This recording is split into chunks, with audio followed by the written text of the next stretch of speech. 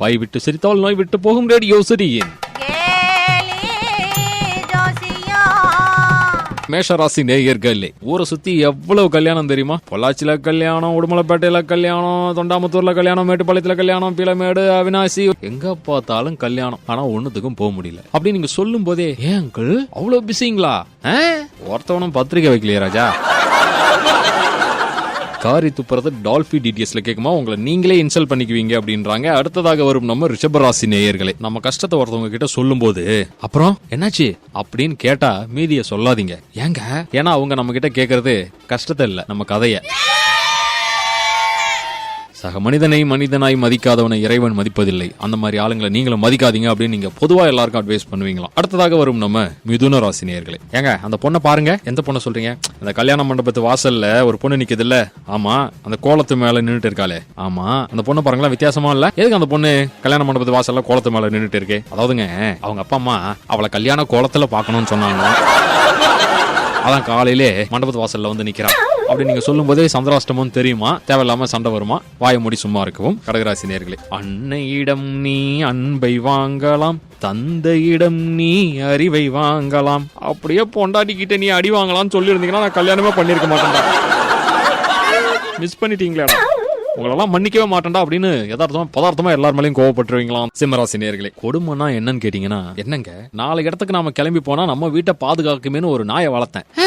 இப்போ இந்த நாயை தனியா விட்டுட்டு போனா அது என்ன பண்ணும்? அது பாதுகாப்புக்கு யாருமே இல்லையேன்னு இப்போ 4 இடத்துக்கு நாங்க போகாம இருக்கோம் சார்.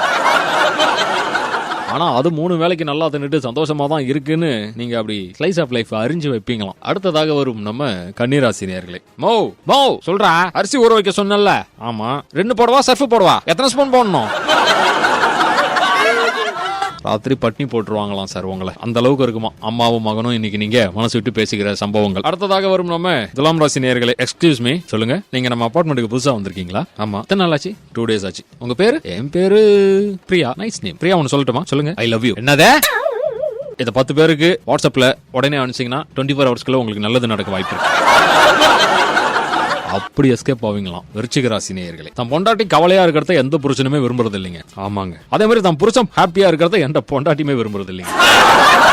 அவ்வளவுதாங்க வாழ்க்கை. நீங்க சொல்லும் போதே பல கணவன்மார்கள் கண்ணிலும் தண்ணி தானா வருமா. மகர ராசி நேயர்களே, சார் என்னதான் மிக்சில நம்ம சட்னி மசாலான்னு அரைச்சாலும் கூட இந்த அம்மியில அரைச்சு சாப்பிடுற சுவை வரவே வராது சார். ஆமாங்க. அதனால இந்த புதுசா வீடு கட்டுறவங்க என்ன பண்ணலாம், சமையல் அறையில இந்த அம்மி குழவி எல்லாம் வச்சு கிச்சன் கட்டலாம் சார். கரெக்ட் தம்பி, செய்யலாம் தான், நல்ல விஷயம் தான். ஆனா மசாலாலாம் அரைச்சு கொடுத்துட்டு நான் ஆபீஸ் எப்ப தம்பி போறது? அவ என்னதான் தம்பி வேலை வாங்குவா அப்படின்னு யதார்த்தமா பதார்த்தமா பேசிருவீங்களாம். கும்பராசி நேயர்களே, சுத்தி பொண்ணு தேடுவோம், கிடைக்கல, சொந்தத்துல இருக்கிற மாமா பொண்ணு எல்லாரும் கல்யாணம் பண்ணிக்குவாங்க. அந்த பாக்கியமும் எனக்கு இல்ல சார். ஏம்மா, எனக்கு மொத்தம் 2 மாமா பொண்ணு சார். எங்க 2 மாமா பொண்ணுன்றீங்க? அப்புறம் ஏங்க அதுல ஒரு மாமா பொண்ணு கை குழந்தையா இருக்குங்க, இன்னொரு மாமா பொண்ணு கையில குழந்தையோட இருக்குங்க. நமக்கு அந்த பாக்கியம் இல்லைங்க. குமுறுவீங்களா சார்? உங்க லைஃப் நினைச்சு குமுறுவீங்களா 90s கிட்?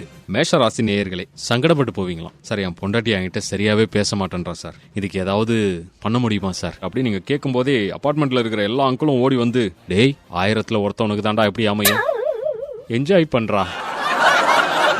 எங்க வீட்டுல எல்லாம் வாயை திறந்தா மூடுறதே இல்ல தெரியுமா, நீ எல்லாம் அதிர்ஷ்டக்காரன், என்ஜாய் பண்ணு அப்படின்னு சொல்றது கேட்டு சங்கடப்பட்டு போவீங்களா?